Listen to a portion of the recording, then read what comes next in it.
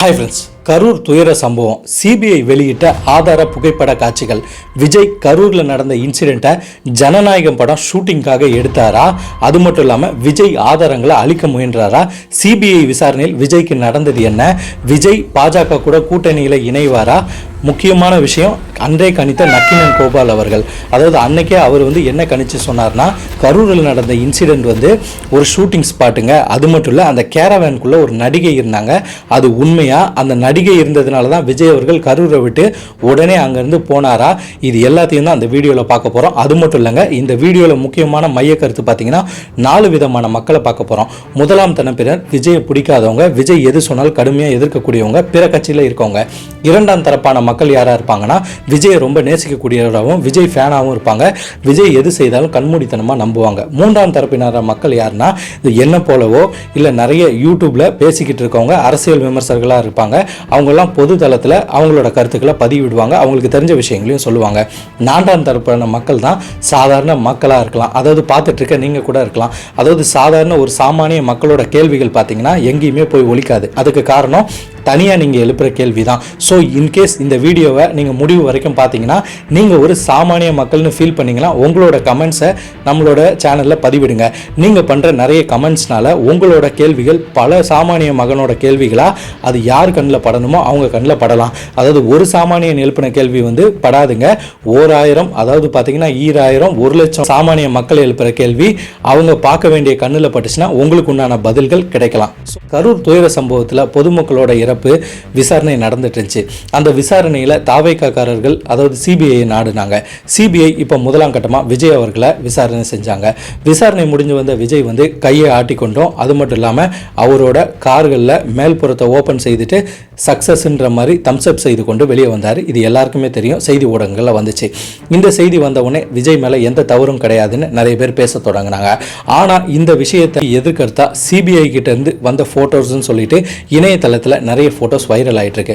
அந்த ஃபோட்டோஸ்லாம் பார்த்தீங்கன்னா, அதாவது கேமரா ஃபோட்டோஸ், அதாவது என்ன கேமரானா சினிமாவுக்கு பயன்படுத்தக்கூடிய அதிநவீன கேமரா. அதாவது பார்த்தீங்கன்னா அதை வச்சு தான் படங்கள் எடுக்கக்கூடிய கேமராக்கள். அந்த கேமரா எக்கச்சக்கமான கேமரா இருக்கு. அது மட்டும் இல்லை, ட்ரோன்ஸும் ஏகப்பட்டது இருக்கு. எதற்காக ஷூட்டிங் ஸ்பாட்டில் எடுக்க வேண்டிய கேமராவை, அதாவது அரசியல் மீட்டிங்கில் இந்த கேமராக்களை கொண்டுட்டு எடுக்கிறாங்க. இந்த கேமரா எடுத்தது ஜனநாயகன் படம் வரும்போது அந்த படத்தில் ஒரு காட்சிகளாக வச்சு விஜய் அவர்கள் கையசைவதும் ஒரு மாநாடு போகிறது மாதிரி போடுறதுக்கு தான் இந்த வீடியோஸை எடுத்திருக்காங்க. இந்த இன்சிடென்ட் நடந்தது அவங்களுக்கு அப்போ நடக்க போகும்னு அவங்களுக்கு தெரியாது. இந்த இன்சிடென்ட் நடந்ததுக்கு அப்புறம் இந்த வீடியோவை ஃபுட்டேஜை விஜய் அவர்கள் டெலீட் செய்துட்டாங்கன்னு ஒரு தரப்பான மக்கள்கள் பேசிக்கிட்டு தான் வராங்க. இப்போ அன்றே கணித்த நக்கீரன் கோபால் பார்த்தீங்கன்னா, அந்த வேனுக்குள்ள ஒரு நடிகை இருந்தாங்க. அது இன்னைக்கு எல்லாரும் பேசப்படுற அந்த நடிகையாக கூட இருக்கலாம். அதனால தான் அவர் அந்த வேனை விட்டு இறங்கி அந்த இன்சிடென்ட்டுக்கு ரெஸ்பான்ஸ் இல்லாமல் உடனே ஓடிட்டாரு. அவர் இருந்திருந்தால் அந்த நடிகை யாருன்னு வெளியே வந்திருக்கும். ஃபோட்டோஸ் எதுவும் லீக் ஆயிருந்துச்சுன்னா அவருக்கு அசிங்கமாக இருந்தாப்பா போயிட்டாரு அப்படின்னு அன்றே ஒரு வீடியோவை வெளியிட்டிருந்தாரு. இது எந்த அளவுக்கு உண்மைன்றத நடக்க போகிற சம்பவங்கள் ஒரு சாட்சியான அடிப்படையில் வெளிவர தொடங்கும். இன்னும் அதுக்கு வெகு நாட்கள் கிடையாது. ஸோ யாரோட பர்சனல் லைஃபை எட்டி பார்க்கறதுக்கும் யாருக்கும் வேலை கிடையாது. நம்மளோட பர்சனல் லைஃபை பிறர் பார்த்தாலும் நம்ம விட மாட்டோம். ஸோ விஜய் அவர்கள் பர்சனல் லைஃபை நம்ம பார்க்க போகிறதில்ல. ஆனால் அவர் பொது தளத்தில் நின்றனால எல்லாருமே அந்த கேள்விகளை கேட்டுட்டு வராங்க. ஸோ இதெல்லாம் நடக்கிறதுனால விஜய் அவர்கள் பாஜக கூட்டணியில் இணைந்துருவார். அதாவது பாஜக கிட்ட தான் சிபிஐ கண்ட்ரோல் இருக்குது. ஸோ அவங்க சொல்கிறது தான் சிபிஐ செய்வாங்க. அதனால் விஜய் அவர்கள் பாஜக கூட இணைஞ்சிட்டாதான் அவருக்கு ஃபேவராக என்ன பண்ணுவாங்க, அந்த ஃபுட்டேஜ் எல்லாம் அதெல்லாம் ஒன்றும் இல்லைங்க, கவனக்குறைவாக இந்த விஷயம் நடந்திருக்குன்னு கேஸை திசை திருப்பாங்கன்னு ஒரு சில பேர் பேசிட்டு வராங்க. ஆனால் என்ன ஒரு முக்கியமான விஷயம்னா, பாஜகவில் இணைஞ்சாலும் சரி இணையாட்டியும் சரி சிபிஐ அவங்க கடமைகளை எத்தனை செய்வாங்க. அதாவது பார்த்தீங்கன்னா, அவங்க இன்வெஸ்டிகேஷனை ப்ராப்பராக பண்ணி சட்டம் நீதிக்கு நேர்மையாக அவங்க கடமைகளை அவங்க செய்ய போகிறாங்க. இதில் பாஜகவோட இன்ஃப்ளூயன்ஸ் எங்கேயுமே பாதிக்கப்படாது. இப்போ விஜய் அவர்கள் பாஜகவில் இருந்தார்னா அவருக்காக ஃபேவராக இந்த டைமுக்கு வருவார், இந்த தேதியில் வருவார், கொஞ்சம் கொஞ்சம் தான் பண்ண முடியுமே தவிர முழு அளவுலையும் சிபிஐ விலை கொடுத்து வாங்க முடியாதுல்ல. ஏன்னா நம்ம நாட்டோட முக்கியமான நம்பிக்கையான விஷயம் விசாரணைன்னு பார்த்தீங்கன்னா சிபிஐ விசாரணைன்னு கருதப்படுது. ஸோ அப்படியாப்பட்ட விசாரணையை நம்ம பொய்த்து போகிற மாதிரி ஆயிடக்கூடாது.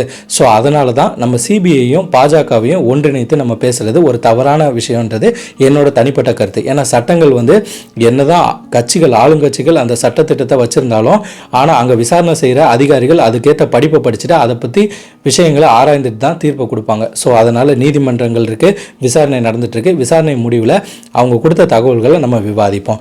இப்போ முக்கியமான விஷயத்தை பற்றி நம்ம பார்க்க போகிறோம். அதுதான் இந்த வீடியோட ஃபைனல் நோக்கமே. ஒரு சாமானியன் எழுப்ப போகிற கேள்வி. அதுக்கு முன்னாடி முதல் தரப்பினர், அதாவது விஜயை பிடித்தவர்கள் வந்து இந்த விஷயத்தை எப்படி பார்க்குறாங்க, அவங்களோட கருத்துக்களை யூடியூப்ல எப்படி பதிவிட்டுட்டு வராங்கன்னு பார்த்தீங்கன்னா, இன்னைக்கு ஒரு உச்ச நடிகராக இருக்கவர் மக்களுக்காக ஏதாச்சும் செய்யணும்னு, அதாவது எலெக்ஷனுக்கு வராரு. அதுக்குள்ள அவருக்கு ஏகப்பட்ட பிரச்சனைகள் வருது பாருங்க. அதாவது கரூரில் நடந்த இன்சிடென்ட் அவருக்கு நடக்கும்னு தெரியுமா என்ன? அங்கே அவரை பார்க்கறது மக்கள் அலை அதிகமாக வந்துருச்சு. ஆளுங்கட்சி போதிய பாதுகாப்பு கொடுக்கல. அது மட்டும் இல்லை, சாதாரண நபரே ஒரு யூடியூப் சேனல்னு ஒன்று வச்சுட்டு 4 கேமரா வச்சு பேசிட்டு வராங்க. இவர் ஒரு ஆக்டர், அதுவும் பிரபல ஆக்டர்.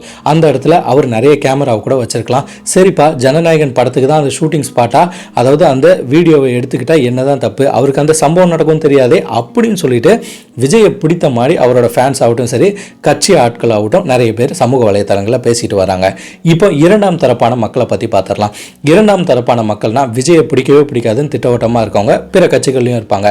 அவங்க இந்த விஷயத்தை எப்படி பார்க்குறாங்கன்னு பார்த்தீங்கன்னா, விஜய் அவர்கள் வந்து ஒரு கட்சி மீட்டிங்காக வராரு. அந்த இடத்துல மக்களை சந்தித்து அவரோட அதாவது விஷயங்களை எதிர்கட்சி என்ன செய்கிறாங்க, நம்மளோட கருத்துக்கள் என்ன, அதை பதிவிடுறதுக்கு தான் வராரு.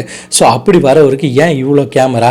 சாதாரணமாக வந்துட்டு ஒரு சின்ன சின்ன கேமரா வச்சுட்டு மட்டும் அந்த காட்சிகளை எடுத்துருக்கலாமே. அது மட்டும் இல்லை, அந்த இடத்துல மக்களோட, அதாவது கடலில் அலை எப்படி ஒரு வேவாக அடிச்சுட்டு வருதோ அந்த அளவுக்கு மக்கள் தள்ளிக்கிட்டு இருந்தாங்க. அந்த தள்ளுமுள்ள அவருக்கு அந்த கேரவேன் மேலே எழுந்து நின்னதும் தெரிஞ்சிருச்சு. அப்படி தெரிஞ்சும் அவர் அந்த இடத்துல மீட்டிங்கை கலைக்கல. அதுக்கு மாறாக, நான் வெளிச்சமான இடத்துல தான் கேரவேனை நிப்பாட்டுவேன், அது மட்டும் இல்லை, நான் அந்த இடத்துல அந்த பாட்டிலுக்கு 10 ரூபாய்னு செந்தில் பாலாஜி அவர்களை பற்றி ஏதாச்சும் சொல்லணும்னு சொல்லுவேன். இதெல்லாம் எழுதி கொடுத்து பேசுகிற டைலாக்காக இருக்குது, சினிமேட்டிக்காக இருக்குது. ஸோ எம்ஜிஆர்ன்றவர் ஒருத்தர் தான், இவரெலாம் எம்ஜிஆராக ஆயிட முடியாது. இவரோட பர்சனல் விஷயத்தை இவர் பார்க்குறதுக்கு முடியல, அதை விட்டுட்டு நாட்டை திருத்த வந்துட்டாராமா, அவர் டெபாசிட் கூட வாங்க மாட்டாருப்பான்னு விஜயை பிடிக்காதவர்களும் வேற ஆப்போசிஷன் பார்ட்டியாக கருதப்படுறவங்களும் சொல்லிட்டு இருக்காங்க. ஆனால் பொது தலைவர்களாக பார்க்கப்படுற ஆளுங்கட்சி ஆகட்டும் சரி, எதிர்கட்சி ஆகட்டும் சரி, எல்லா தலைவர்களுக்குமே அன்று கரூர் இன்சிடென்ட் நடந்தவொடனே யாரையுமே விஜய் அவர்களை பெருசாக குறை சொல்லலை. என்னப்பா கரெக்டாக ஆர்கனைஸ் பண்ணியிருக்க வேண்டாமா அப்படின்னு கேட்டாங்க. சில பேர் இது அவர் அரசியலுக்கு புதுசு, எந்த இடத்துல எப்படி இருக்கணும்னு அவருக்கு தெரியல, அதனால் முதல் மாநாடோ ஒரு மீட்டிங்கோ நடத்தும் போது எப்படியெல்லாம் அவருக்கு ப்ராசஸ் பண்ணணும்னு தெரியாமல் இந்த இன்சிடென்ட் நடந்துச்சுன்னு முதல்வர் ஆகட்டும் சரி, முன்னாள் முதல்வர் ஆகட்டும் சரி, நிறைய அரசியல் விமர்சகரும் இது வந்து விஜய் மேலே தவறில்லை, இது ஒரு துயர சம்பவம், ஆனால் இனிமேட்டு இது நடக்காமல் பார்த்துக்கிடணும். ஆனால் அவர் கீழ்மட்ட தலைவர்களை பார்த்து, அதாவது வந்து கிரவுண்ட் பேஸில் கீழே இறங்கி அவரும் விஜய் அவர்களும் வேலை செஞ்சார்னா இந்த மாதிரி சம்பவம் நடக்காமல் இருக்கும்னு தான் எல்லாருமே சொன்னாங்க. விஜய் அவர்கள் மட்டும்தான் அன்று இருந்த கட்சிகளை, அதாவது பார்த்தீங்கன்னா ஆளுங்கட்சிகளை எதிர்த்து இது வந்து ஒரு சூழ்ச்சியான விஷயம்னு கருத்தை பதிவிட்டு வந்தார். இப்போ மூன்றாம் தரப்பான மக்கள் இதை பற்றி எப்படி பதிவிடுறாங்கன்னா, அதாவது அரசியல் விமர்சகராகவும் என்ன போல் யூடியூப்பில் பேசுகிறவங்களாகட்டும் சரி, இவங்கெல்லாம் இந்த விஷயங்களை எப்படி பார்த்துட்டு பேசுகிறாங்கன்னா, விஜய் அவர்கள் வந்து எலெக்ஷனில் நிற்கிறது யார் வேணாலும் வந்து நிற்கலாம், விஜய் அவர்கள் நிற்கிறது எந்த விதமான இஷ்யூஸும் கிடையாது. ஆனால் ஒரு ஷூட்டிங் ஸ்பாட் மாதிரி அந்த இடத்த வந்து சித்தரித்து வீடியோ எடுக்கிறதுக்கு அவ்வளோ பெரிய கேமராவை ஏன் இறக்கிட்டு வரணும்? நார்மலாக நின்றுட்டு அவருக்கு தேவையான காட்சிகளை வைக்கிற கேமராக்களை வச்சுட்டு மக்கள்கிட்ட பேசிட்டு போயிருக்கலாம். இல்லைனா போலீஸ் அனுமதித்த இடத்துல அந்த இடத்துல நின்று பேசிட்டு போயிருக்கலாம். கீழ்மட்ட தலைவர்கள்கிட்ட முன்னாடியே அவர் கேள்வி எழுப்பலையா, இவ்வளோ கூட்டம் இருக்குது, எப்படி பாதுகாப்பு இருக்குது, இந்த விஷயங்கள் எல்லாம் அவர் சரிவர செய்யலை. இல்லைனா அவர் அந்த இடத்துல, அதாவது அவர் கேட்ட இடத்துல அவருக்கு பேசுறதுக்கு அனுமதி கொடுக்கலாம், அந்த இடத்தையே மறுத்து கூட அதாவது ஒரு மேடையில் பேசியிருக்கலாம், இல்லை ஒரு வீடியோவாக வெளியிட்டிருக்கலாமே. ஸோ அவர் பப்ளிக் ஃப்ரேமுக்காக தனக்கு எவ்வளோ கூட்டம் வந்திருக்கு பாருன்னு யாருக்கு காட்டணும்னு நினச்சாரோ அவங்களுக்கு காமிக்கிறதுக்காக தான் இப்படி நிற்கிறாருன்ட்டு அவங்க பேசிகிட்டு இருக்காங்க. ஸோ இப்போ 4ஆம் நபரான நம்ம வீடியோவோட மைய கருத்தான ஒரு சாமானிய மக்களோட கேள்வியை பற்றி பார்த்துடலாம். சாமானிய மகன் எப்படி இருக்கானா, ஒரு புது அரசியல் வந்துடாதா, இல்லை இருக்கிற அரசியலே நம்ம ஊருக்கு ஒரு ரோடு வராதா, தண்ணி வசதி வராதா, நம்ம பிள்ளைகளுக்கு சரிவர பள்ளிக்கூடங்கள் இருக்காதா, அந்த பள்ளிக்கூடத்தில் ஃபீஸ்கள் கம்மியாகாதா, நம்மளுக்கு ஒரு நிரந்தரமான வேலைகள் இருக்காதா, இது எல்லாம் எதிர்பார்க்கணும் தான் ஒரு சாமானியான மகனாக இருப்பான். இந்த சாமானியான மகன் என்ன பண்ணுறாங்க, அவங்க எழுப்புகிற கேள்விகள் பிறர் கண்ணில் படாமல் இருக்க காரணமே அவங்க ஒன்று திரறது கிடையாது. ஏன்னா அவங்களுக்கு எல்லாத்துலேயுமே பயம், எதுலையும் கேட்டால் நம்மளை பிரச்சனையில் மாட்டிப்போன்னு பயம் இருக்கிறதுனால அவங்க எந்த விதமான கேள்விகளும் எழுப்புறது கிடையாது. ஒரு சில பேர் மட்டும் கேள்விகளை எழுப்புறதுனால அது யார் கண்ணிலையும் படுறதில்ல, அதுக்கு எந்த விதமான ரெஸ்பான்ஸும் வரதில்லை. இப்போ சாமானிய மனிதனோட எண்ண ஓட்டம் எப்படி இருக்குன்னா, விஜய் அவர்கள் எலெக்ஷனுக்கு வராரு, அதாவது பெருந்தொகையான அவரோட சம்பளத்தை விட்டுட்டு எலெக்ஷனில் வந்து படம் நடிக்கிறத விட்டுட்டு எலெக்ஷனுக்கு மக்களுக்கு பொது சேவை செய்கிறதுக்காக வராரு. இந்த நேரத்தில் அவர் எந்த மாதிரி ஆளுங்களை கூட சேர்த்து வச்சுருக்கணும்.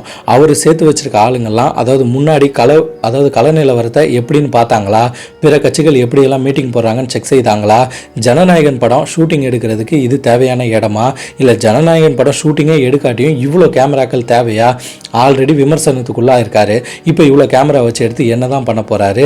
இன்னொரு சில சாமானியன் ஏன்பா அவர் சாதாரண ஒரு ஆக்டரா, அவ்வளோ பெரிய உச்ச நடிகர், சாதாரண ஆக்டரே கேமரா வச்சுருக்காங்க, இவர் கேமரா வச்சதில் என்னப்பா தப்பு, வேறு விஷயம் இருந்தால் பேசுங்கப்பான்னு சில மக்கள் கேட்டுட்ருக்காங்க. ஸோ சாமானியனோட மக்களோட கேள்விகள் என்னென்னா, துயர சம்பவம் நடந்து முடிஞ்சிருச்சு, இதற்காக பாஜகவை கடுமையாக எதிர்த்தார், திமுகவை எதிர்த்தார். இப்போ பாஜக கூட இந்த இன்சிடெண்ட்டுக்காக கூட்டணி போயிட்டார்னா அவர் நாங்கள் வேலை வச்சுருந்த நம்பிக்கை வீணாக போயிருமே. ஸோ அதனால் இனிமேட்டாச்சு இந்த மாதிரி துயர சம்பவம்லாம் இல்லாமல், அதாவது ஃப்யூச்சரில் அவர் என்ன செய்ய போகிறாரோ அதை மட்டும் சொல்லிவிட்டு கரெக்டான பிளேஸில் அவரோட மீட்டிங்கோ மாநாடையோ நடத்துனாங்கன்னா இன்னும் சிறப்பாக இருக்குன்றது தான் சாமானிய மகனோட பொது கருத்தாகவே இருக்குது. இது சாமானிய மனிதரோட கதைன்ட்டு ஒரு சில நண்பர்கள் சொன்ன கதையை மட்டும்தான் உங்களுக்கு நான் இப்போ சொல்லியிருக்கேன். ஆனால் நீங்கள் ஒரு சாமானியனாக இருந்தீங்கன்னா, உங்கள் மனசுக்குள்ளே எழும்புகிற கேள்வி இருந்துச்சுன்னா நம்ம கமெண்ட் செக்ஷனில் பதிவிட்டிங்கன்னா அது லட்சக்கணக்கில் கமெண்ட்ஸாக வரும் தருவாயில். யார் கண்ணில் படணுமோ அவங்க கண்ணில் பட்டுச்சுன்னா, ஏன் விஜய் அவர்கள் கண்ணில் பட்டால் கூட அவர் கூட உங்கள் கமெண்ட்ஸ்க்கு ரிப்ளை செய்கிறதுக்கு வாய்ப்பு இருக்குது. ஓகே நண்பர்களே, இதே போன்ற சமூகம் சார்ந்த செய்திகளை நம்ம சேனல் வாயிலாக தெரிந்து கொள்வதுக்கு நம்ம மிதுன் ஸ்டோரி சேனலை ஷேர் பண்ணுங்கள், சப்ஸ்கிரைப் பண்ணுங்கள், லைக் பண்ணுங்கள். நீங்கள் பண்ணுற ஒவ்வொரு ஷேரு, சப்ஸ்கிரிப்ஷன், லைக்கில் மட்டும்தான் எனக்கு அடுத்தடுத்த வீடியோ போஸ்ட் பண்ணுறதுக்கு உந்துதலாக இருக்குன்றதை என்றைக்குமே மறந்துடாதீங்க. நான் உங்கள் மிதுன், அடுத்த காணொளியில் சந்திக்கலாம். பாய்.